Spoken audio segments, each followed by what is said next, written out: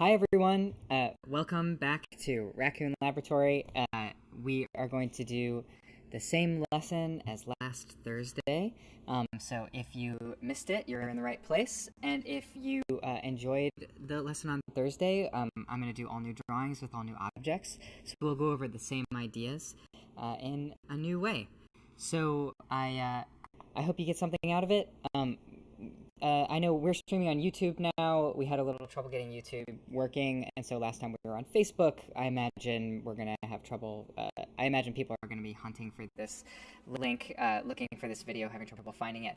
So I hope we can make it easy to comment, make it easy to reach out to us because I want to be responsive to whatever you all think of what we're doing.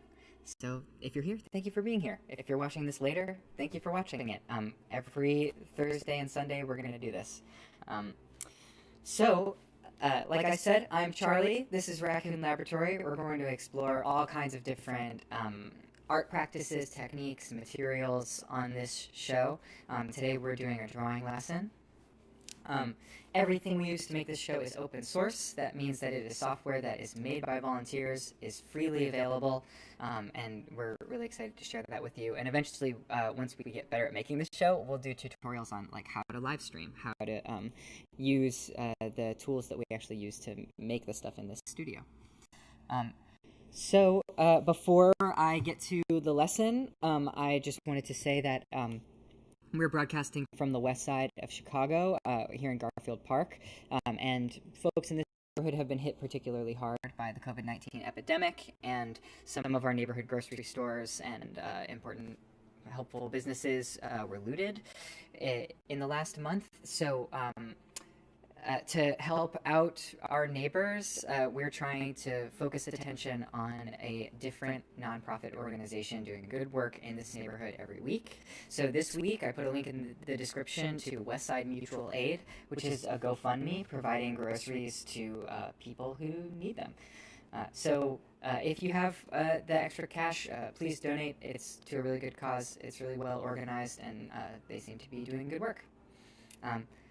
So let's get to the drawing lesson. So today, we're going to talk about edges, and we're going to talk about this kind of the basic, most fundamental building block of observational drawing.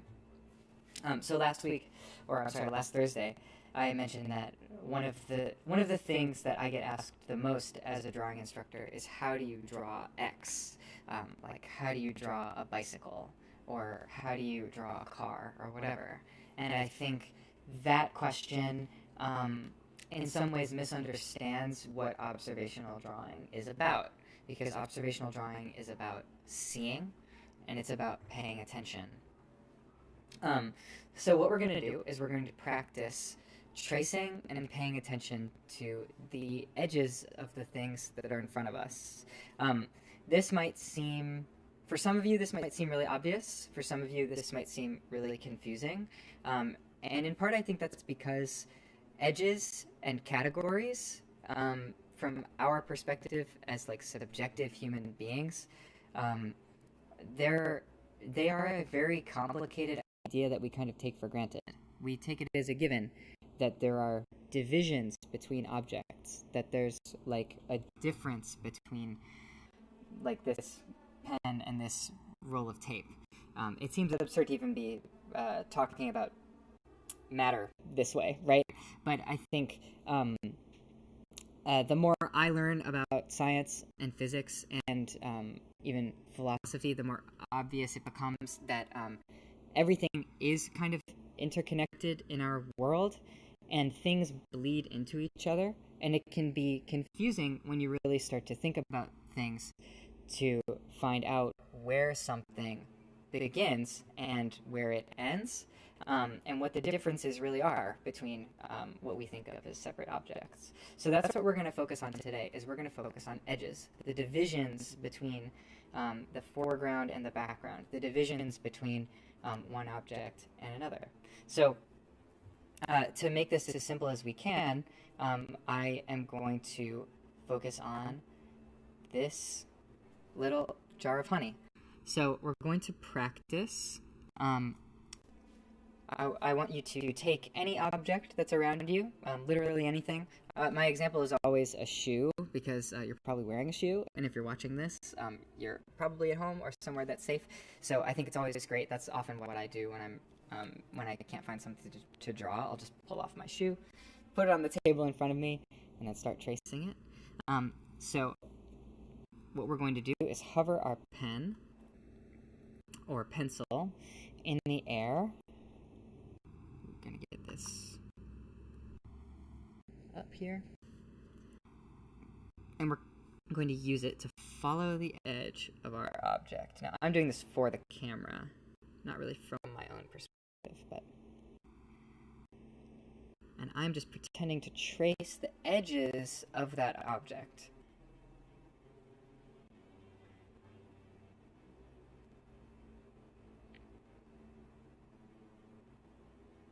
And I chose this bear-shaped plastic honey dispenser for a reason.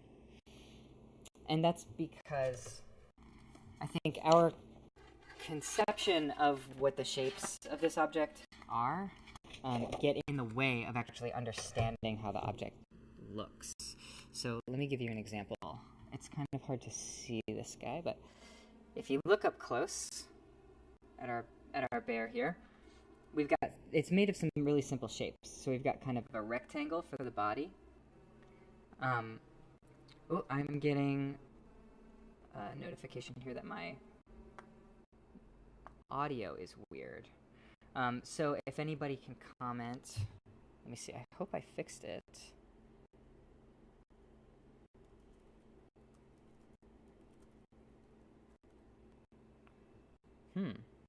We've got weird audio today. I don't know what that's about.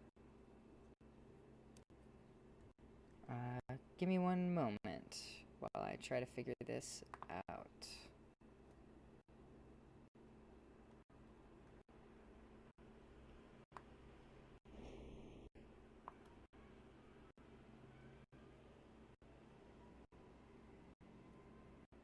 Alright, well, while I try and figure that out, I'm just going to keep moving forward. So, here is my breakdown of this bear. So we have some kind of basically a circle to make the face. We've got kind of a rectangle here for the body. And then we've got some feet.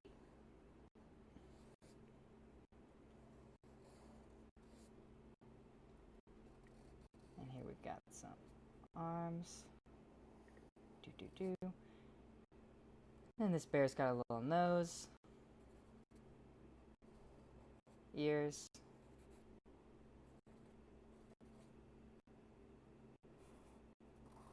and a cap. Okay. So this, in my opinion, is a bad drawing. And it's fine if your drawings end up looking something like this. But I think the reason this drawing is unfocused and maybe doesn't accomplish what I would want it to accomplish is because I'm putting edges where there aren't edges. So, for example, this really clear division between the head and the body. On our actual bear, the division is much more ambiguous. So we have this curve that goes in like this. We have this curve that goes in like this. And then on the front surface of the bear, we have this edge where the label sticks to the object. It's kind of like a raised facet. And then we have this curved, this slope from the underside of the bear's snout towards the neck. So basically what we're looking at is a bunch of transitional moments in between one surface and another. So delineating that gradual transitional surface with one line or with two lines meeting that actually doesn't do justice to the way the object really appears to us. And it doesn't do justice to the way that like we're visually processing what the bear looks like. And the point here really is that by breaking the bear down into simpler shapes, we're actually making the bear more confusing in an effort to understand it as drawers, as artists. Um, so that's why I emphasize this tracing the outside edge of something, because that outside edge is in some ways much more complicated and much more surprising, but it's also much more communicative. It communicates subtle variation, it communicates slope and gradation, these kinds of like blurred edges in a more nuanced way. So I'm going to do the kind of drawing that I often emphasize that we do, and if you have something in front of you, let's try and do it. We're going to do a little 3-minute drawing. It'll be really short, but then I'll go back and compare the two drawings, and I think you'll see immediately why this method, this contour method of following the edges, the very outside edges, tracing them, will help your object look more realistic. So I'm going to set a timer for 3 minutes. I'm going to turn my page, and then we can start. Okay, so I've got 3 minutes set up here. Turn my page.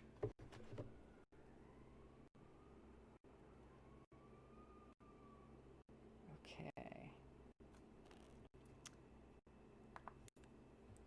Okay, and here we go. Let's start this drawing.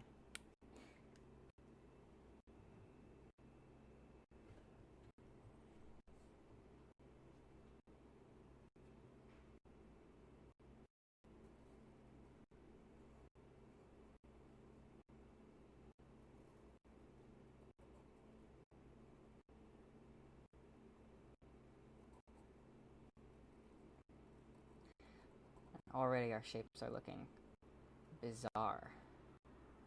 It's hard to even tell what you're drawing, and that's a good thing. It means that we're really taking in what we're seeing. It's hard to think of this in terms of simple shapes because they're just so weird.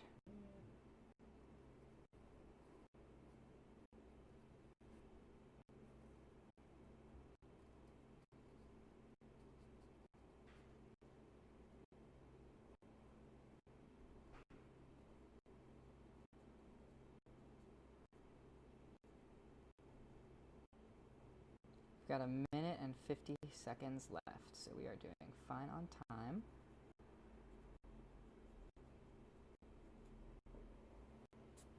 Okay, so now I've got my outline of the bear, so I'm going to start to fill in some key details. I don't have a ton of time, so I'm just going to focus on the most obvious contours to me.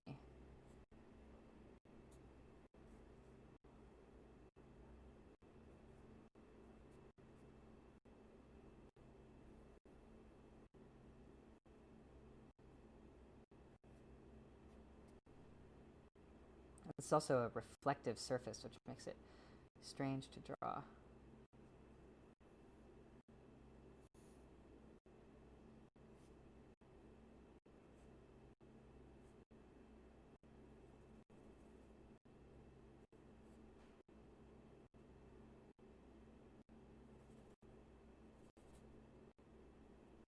And so where there is a hard edge cutting across, like the bottom of the cap, I want to emphasize it. But you see the top edge here of this little lip, it's like a finger hook, like a little latch basically for your finger. The top edge is actually pretty ambiguous, so I'm not going to go all the way around it because I think that would be inaccurate. Leaving some vagueness sometimes actually helps your object look more accurate.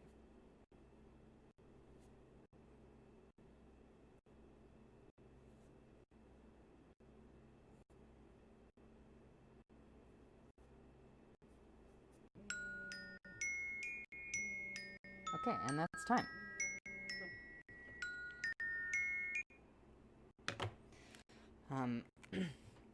Yeah, so let's compare these drawings. This is not a perfect drawing. It's not even a great drawing. But I think it is much more accurate than this drawing. This drawing is much more schematic. It's much more flat. It is less, it's less related to the thing we're looking at than this drawing is. And that's just because we had to break down our assumptions about what this object looks like. It's in some ways our responsibility to not apply an analytical framework to this object. If you break it apart into pieces and then draw each one of those pieces, the way you break the object apart into shapes or into you're sort of prioritizing certain attributes of the object, that is your projection of your idea of the object onto it. There's no way to do anything as a human being without projecting some of your preconceptions onto what you're doing. So I'm not advocating for some kind of like impossible like Zen purity when you're drawing, but I think what we're aiming for really is something like a direct translation of whatever we're seeing to whatever it is we're drawing. So if that goal is what we have in mind, if that's what we think a good drawing is, then I think it's important to try to break down and reconsider those presumptions that we are projecting onto the page. And most of those presumptions, I think you'll find in your own drawings. You don't even know that you're doing them. Like, we make all kinds of assumptions all the time about the things that we're looking at. For example, I think text is a clear example. Like, I know what is inside this bottle, or I think I know what's inside this bottle. It could be full of corn syrup, or this could be water with food coloring in it. You just assume that it's full of honey because it says that it has honey in it, right? There's nothing particularly wrong with immediately analyzing what you're looking at that way, but my point is that that analysis makes its way onto the page, and sometimes it can get in the way of your drawing.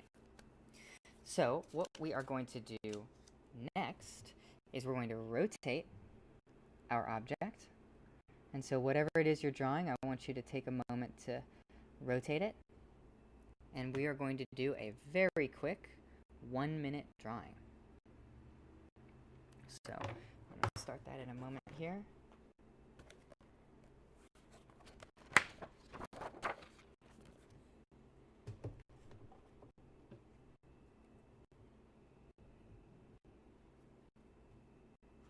And we're going to do the same thing. But this time we're going to have to be a little more ruthless about our outside line. So, here we go.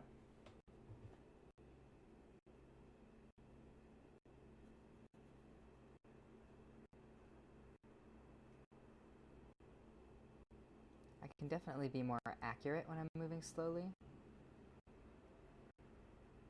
But you can only move so slowly when you only have 1 minute to draw.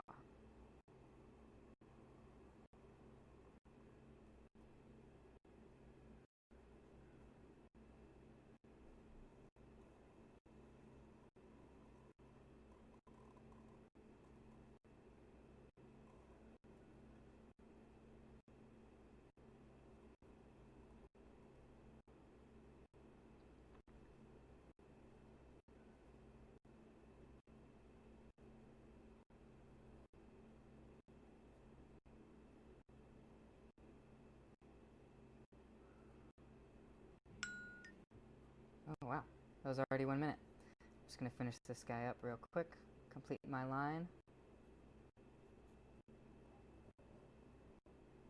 And there we go. Got our silhouette. I actually really like how that one turned out. Okay, so moving forward, just going to do one more drawing. We're going to rotate our object again. And then we're going to do 2 minutes. So you'll have literally twice as much time to try and trace the outside. I love doing this exercise because I think it just forces you to stop thinking about what you're doing and start drawing. To commit to what you're putting on the page.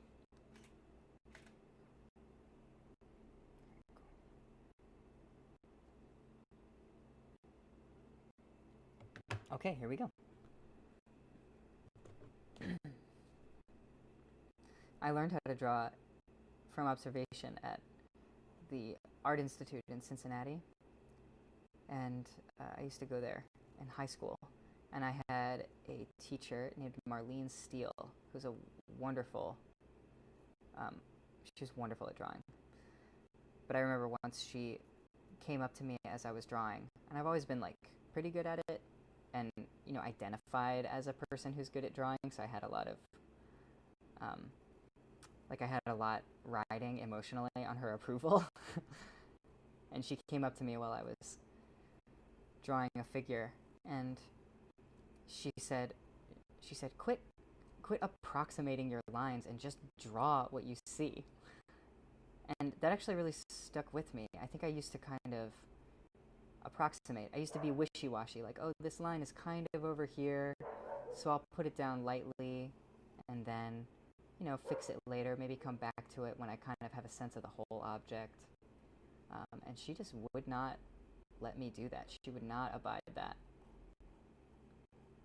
And I think that idea of committing to what you're drawing really goes a long way.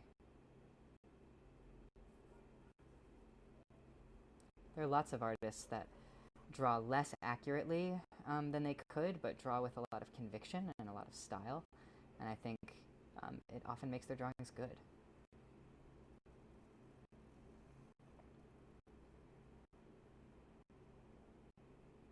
I think it's worthwhile to assert your point of view in your artwork.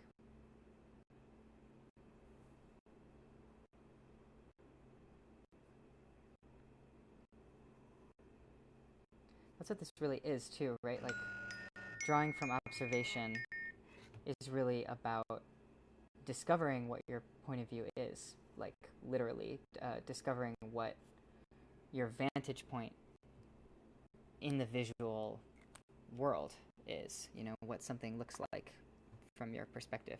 And that has like a lot of metaphorical power, but I think it's also literally complicated and literally difficult to do. Okay, so that was our 2-minute drawing. So let's take a moment. Actually, I kind of want to refocus a little bit, and so I want to talk about meditation real quick, and how drawing can be used as a meditation. Now, I think we're probably slowed down. We're probably a little more focused. At least I feel this way when I start drawing. I find that it's easier for me to concentrate.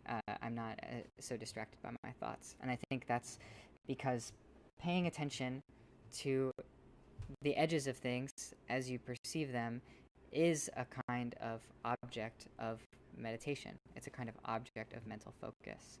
So I'm going to make that literal right now, and we're going to take a moment to do a quick breathing exercise. And in this case, your breathing is analogous to the edges of the objects that you were concentrating on before, in the sense that when you breathe as you meditate, I don't want you to change the way that you breathe, and I don't want you to think about how you're breathing, although if you do, sort of by accident, that's fine. I more just want you to try to notice what it feels like to breathe, with the air moving in and out, and in through your nose, and out through your mouth, and in,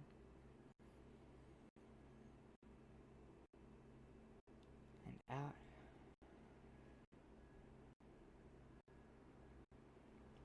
and in,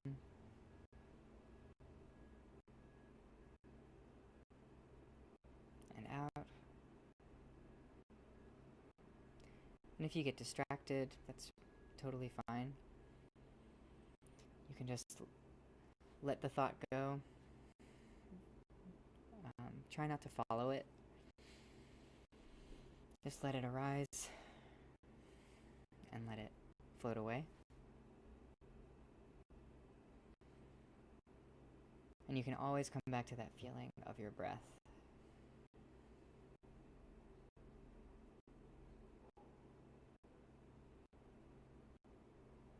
And so I don't know how that feels for you, but for me, um, I can kind of feel my nervous system slowing down.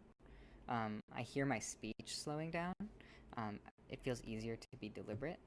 And that's what we want drawing to feel like. So we want, when you're tracing the edges of your object, we want it to feel like you really are just focusing on a perceptual element, like the feeling of the breath in your nose.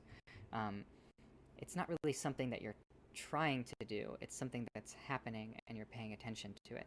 Because really, it's easy to follow the edge. Let's see if I can do it looking at my screen. It's easy to follow the edge of something as you're looking at it. It's not easy to do it backwards in a webcam, but I think you get the picture. There's a kind of edge around me, right? And you can see it, and it's intuitive.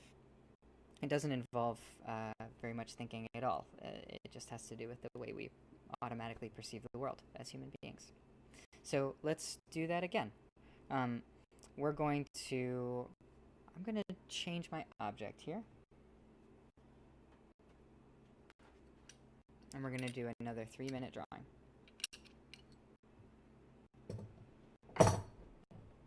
Ooh, this one's going to be weird. I hope you guys like it. I love this kind of object because if you told me to draw it from imagination, it would be really difficult just because it's so flattened. You know, I don't know if y'all can see that, but it's like, this is a pretty big C-clamp, but then when you drop it, it becomes this squished, tiny little set of lines. So I'm really excited to draw it. Alright, so I'm just going to check on the stream here real quick, make sure everything's working. And it looks like it is. Okay, so here we go. I'm going to start the timer. 3 minutes.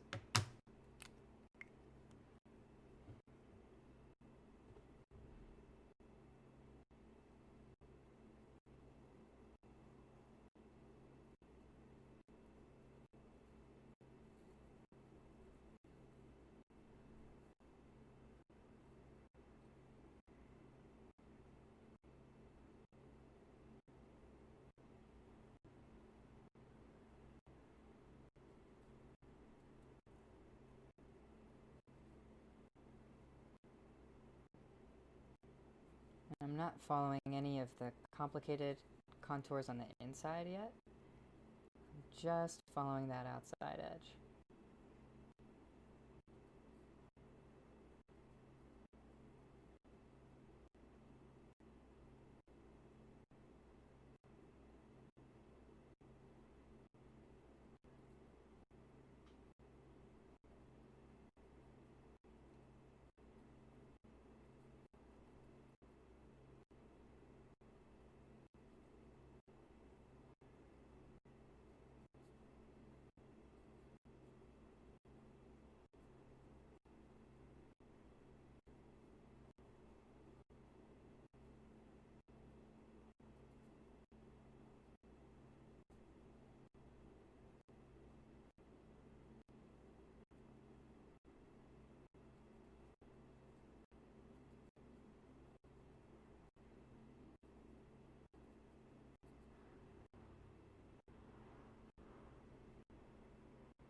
So now that I've got my outline figured out, I'm going to start showing the more complex shapes on the inside, like how this edge wraps over, how we have this lip here.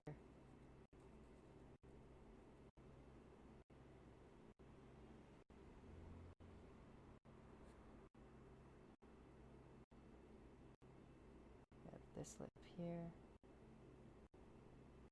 I think those are a little too close together. That's okay. Not gonna worry about it.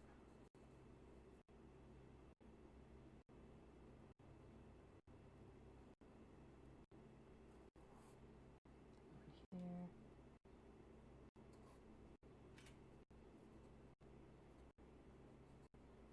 Uh-oh. Well, this happened last time. How long We're about a half hour in, and my camera quit. Alright, well, give me a second, everybody. I thought we were done with this, but apparently not. So it looks like I can only have this camera running for 45 minutes or so. So keep drawing. Let's give you like 30 more seconds because we were interrupted. I'm going to fix this camera situation.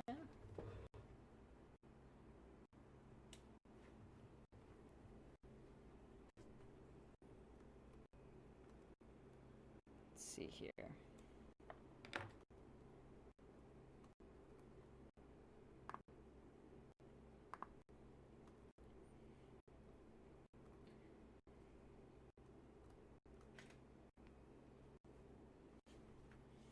Okay, we are back in business. Yeah, so I'm not sure what that's about. We'll just have to figure it out in the future. But okay. Yeah, man, this is pretty bad drawing. But I think a lot of contour drawings look like this. It just is how it is. It's particularly embarrassing when you're broadcasting across the internet. But I think this is what you want. Like you want kind of weird, distorted, wiggly drawings, because that really does mean that you're trying to do this. If your drawings have a lot of like straight lines and right angles, it means that you are imposing order onto something that's chaotic. So I would really encourage you, if you haven't done a ton of drawing, try to make drawings that look a little bit wigglier, look a little bit stranger, that have maybe parts in the wrong places, or where you sort of, as you're drawing around an object and then you come back to meet where your line started, maybe it's not in the right place, like they don't line up right.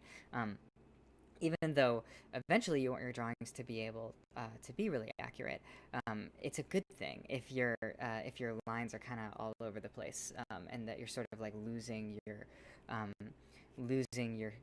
place, I guess, because that means you're really following the contours of what you're looking at. You're just not consistently judging the distances as you do that. So maybe one part of the drawing seems bigger than it should be, or one line is too long or something.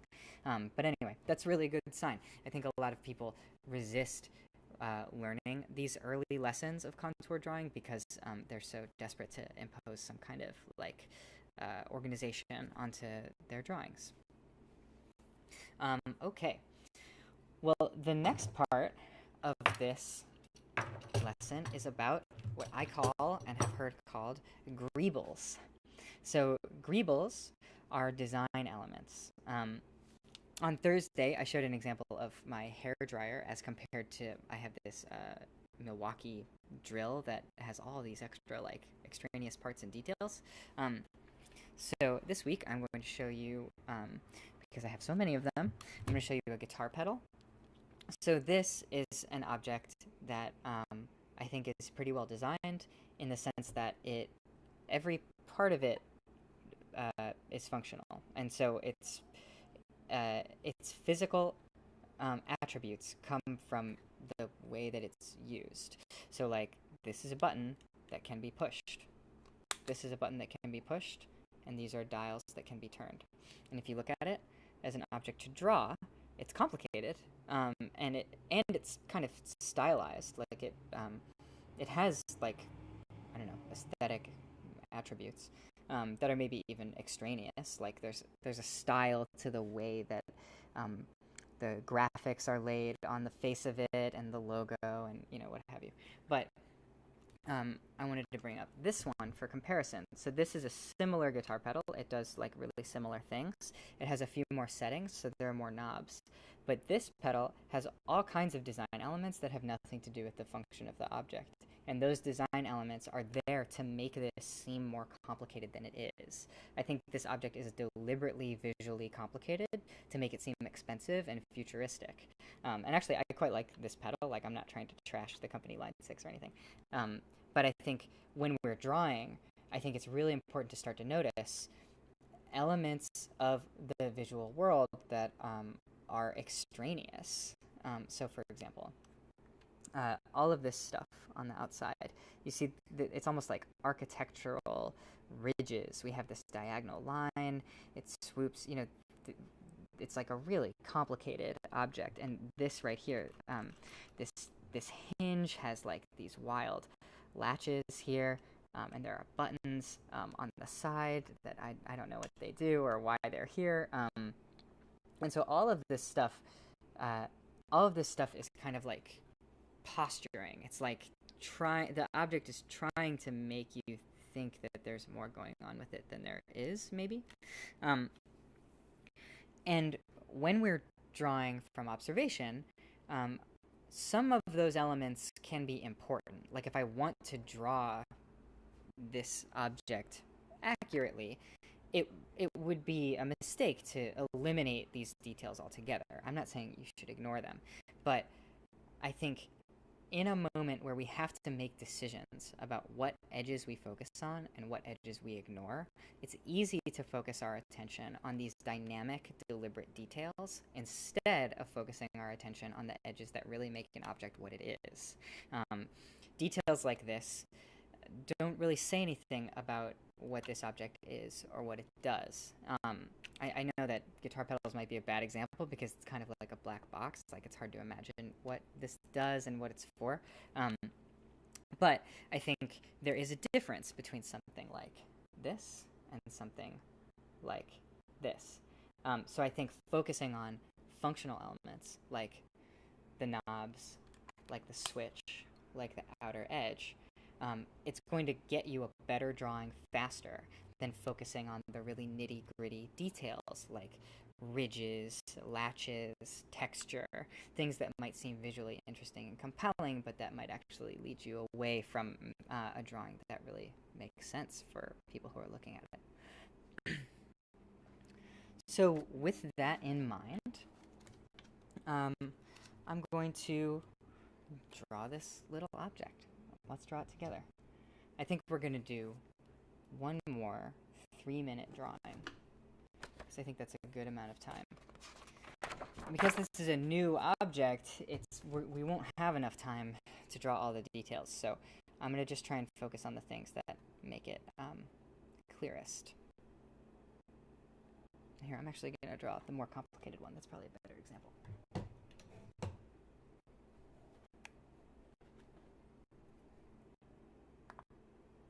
Okay.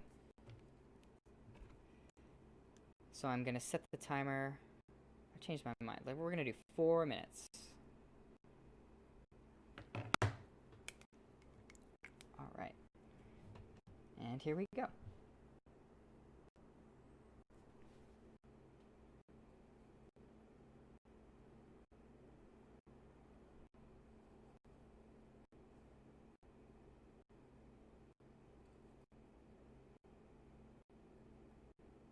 So like I was saying before, I'm not going to ignore the complexity of the edge as I'm drawing it. You know, I want to be honest in my drawing. I want it to look the way that it looks to me as I see it, right? But when we're going back in and kind of filling it out, we are making decisions. We're deciding what our priorities are. We're deciding what we're choosing to communicate and what we're choosing to leave out because we just don't have enough time to draw everything.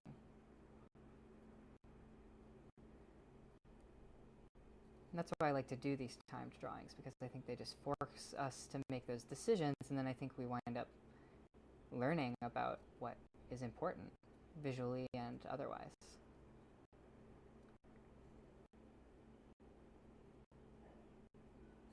Alright, so we've got our silhouette.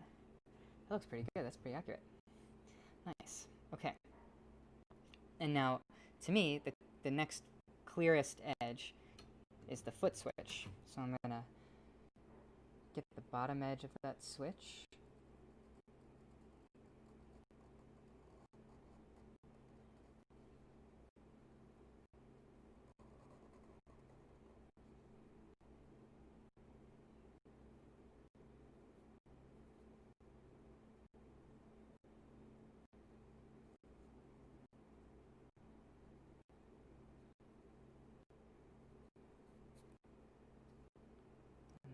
at the top edge here.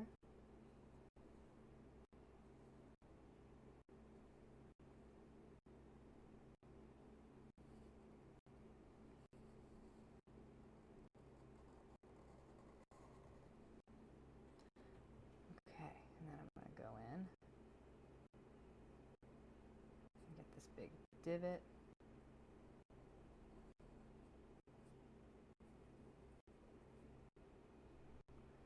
And I'm going to emphasize this. And then, next up, I want to make it clear the different facets of the object, right? So I want to show that this plane that's flat here, this like horizon, has an edge here separating it from this like vertical plane. We've got 1 minute left, so I'm going to do that.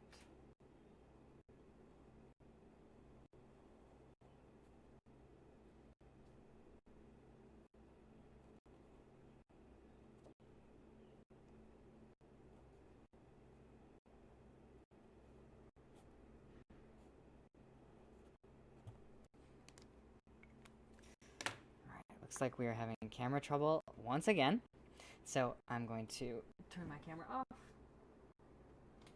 fix it. You still have 30 more seconds to finish your drawing. I'm just gonna turn this back on here.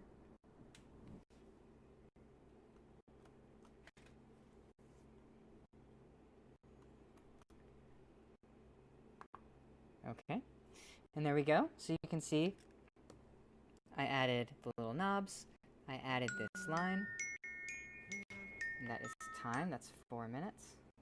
And so already you can tell that clear separation, right? So you can tell that this looks like a part that could physically move. The top here looks separate from the side, and then we added all the knobs. If I were to draw something next, then I'd start to add probably the little cable output here, and then I'd start adding in the different details, like maybe some of the reflection on the top of the object here. You can see there's like a clear highlight on this corner, and then we have this edge here, and then we get down to the texture. What I don't want to see when you all are doing drawings like this, oh, and by the way, please send me your drawings. You can contact me through Firebird Community Arts. If you send a drawing, I know Mark Ciolik sent a drawing the other day via Instagram, an Instagram story, tagged us in it. I can see your drawings if you want to send them to me, and I will gladly talk to you about them if you have any questions or are looking for advice. I love to see your drawings. So if in your drawings I see stuff like this, where you have very heavily outlined these extraneous details, so you guys are going to love this. It's terrible.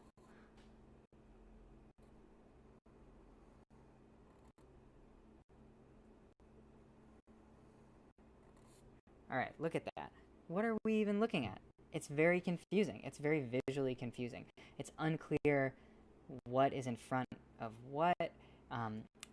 It's not even clear that this is happening in three-dimensional space. Like, it just looks like sloppy rendering, but it's because of the weird spacing of all these lines that they don't really tell us anything about the shape of the object. So, yeah, I know I'm beating a dead horse a little bit with this demonstration here, but I think it's a really common problem where people will frequently focus on details that are extraneous to the object that they are drawing before they delineate the most important visual attributes of the thing that they are drawing.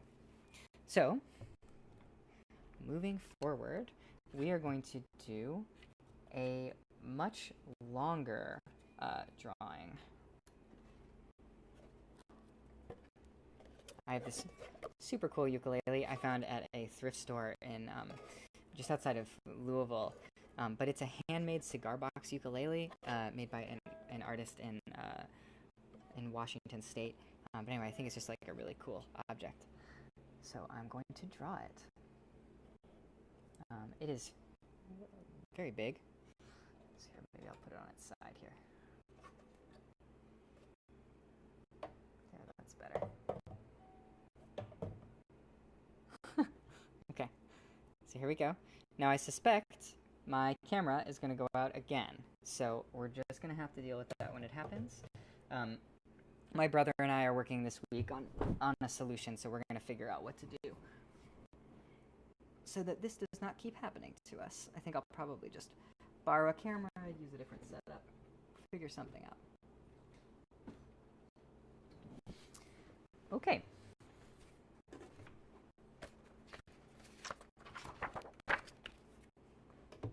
I actually dread a drawing like this because of these long straight lines. They're really hard for me to get right. But we're going to do our best. All right, so we have, let's do 7 minutes. All right, so I'm going to get started, and let's do it. I'm sure you all will notice that there's all kinds of extraneous texture on this instrument. It's got all the old label, like ad copy from the cigar box that it originally was made from. And all of that stuff is cool and interesting, but it takes away from our understanding of the ukulele as a three-dimensional object.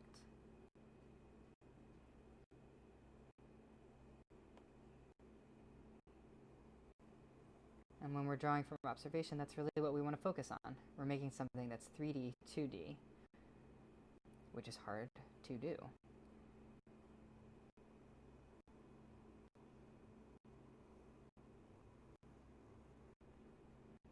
And that shadow is so dark that I'm actually going to give it a little mark here.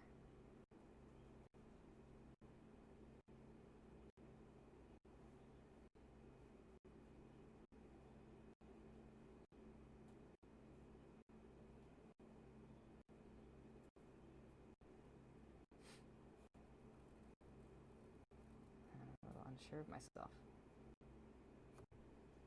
All right, I can work with that. Then I'm going to come in here. This little guy here.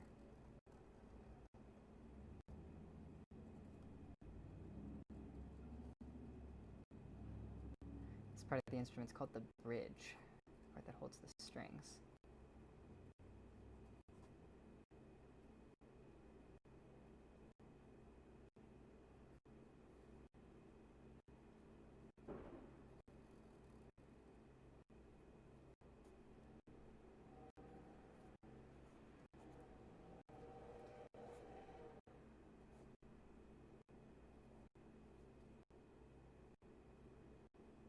And notice it's a somewhat incomplete rendering, like I left this line out.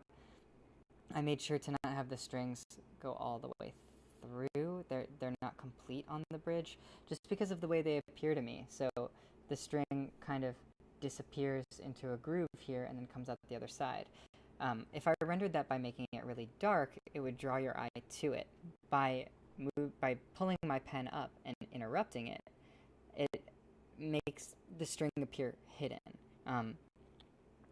Yeah, and maybe that's somewhat counterintuitive, but it's true.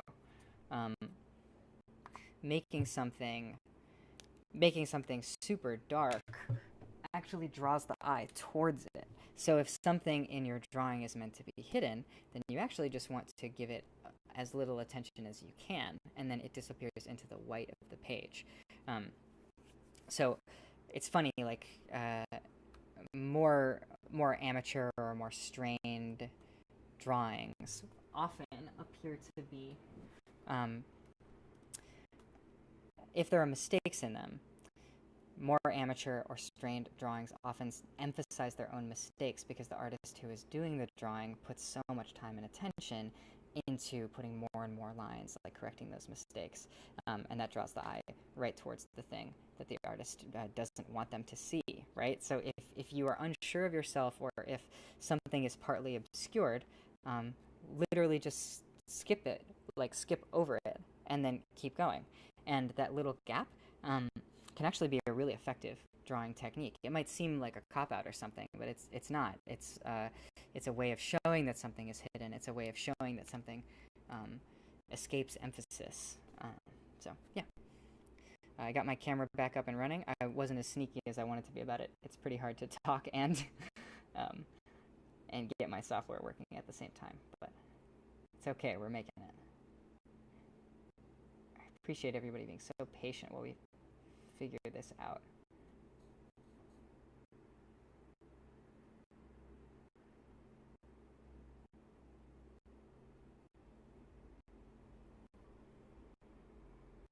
So now we're at the part that I was really worried about.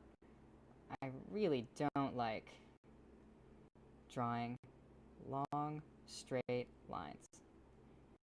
You can just use a ruler, but then you have to get the angle exactly right, and I find that it just sort of breaks my enjoyment of drawing to do that. Because then it just feels more planned, it feels more constructed, which is a totally valid way to draw, like, don't get me wrong. But it's not the way that I teach drawing, and it's not the way that I like to draw, because it doesn't put your mind in the same contemplative, meditative space as just following the edges does. Okay, so you can see my sort of labored sound hole here, but I'm actually pretty happy with how it turned out, and basically the idea is to give myself multiple points of reference as I was working around to see how do the shapes of the strings and the space between the strings relate to the edges of the circle. I could have just drawn a circle, but then I would lose the strings, basically, and could really easily have them traveling at the wrong angle. So I'm trying to make sure that the strings look right, because if they're inconsistent at all, it's going to be obvious to anyone looking. Because the eye of your viewer can totally follow a straight line. And they can see pretty immediately if your line is somehow inaccurate or if the spacing is weird. Alright, I like that. So now I'm going to darken this sound hole.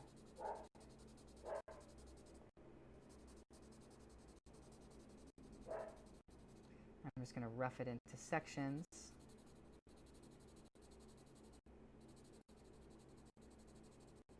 Like so.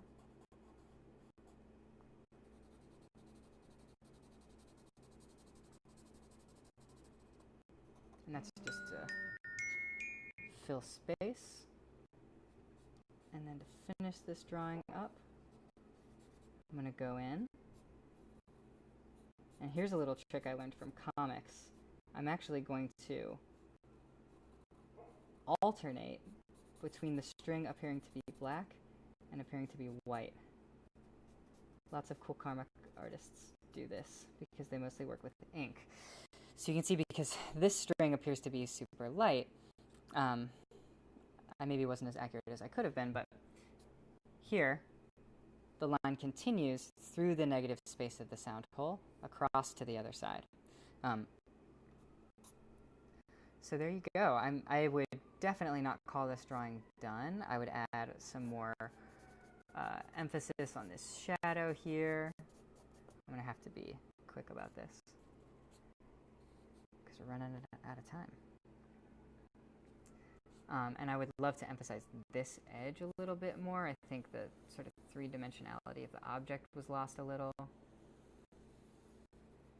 I'd give it some of that. And then this top edge here, I want to emphasize that. And only then would I start adding my details, because now it might not be perfectly accurate, but we're getting a sense of what this object is. It's a box with strings going across a sound hole. So then when we add details, those details are secondary to the essential edges, the essential constituent elements of our object. So, I think that's all the time we have today. Thank you so much for joining me. If you tuned in live or if you're watching this later, I really appreciate your eyeballs. I appreciate your involvement. Thanks to Firebird Community Arts for supporting this project. It's a wonderful studio. If you can ever come visit us in Chicago after the quarantine is over, please do so. And we've got more videos on the way. So I am going to be live streaming from my studio on Tuesdays at 11 a.m. Central Time. So I'm doing all kinds of things in this studio. Right now I'm working on Big Mermaid's sophomore EP, their local band. We just recorded an EP, and so I'm going to be doing a lot of audio editing, so I hope to stream some of that. I'm also going to be doing some electronics making tutorials. I'll eventually do some glass blowing demonstrations, so I'm very excited about all of that. So that is Tuesdays at 11, and we're going to do more drawing lessons next Thursday at 7 p.m. It's actually going to be pre-recorded because I'm going out of town this weekend, but we're still going to be posting them. So a drawing lesson at 7 p.m. and then another one Sunday at 3. So thank you so much for tuning in. I hope you have a great day.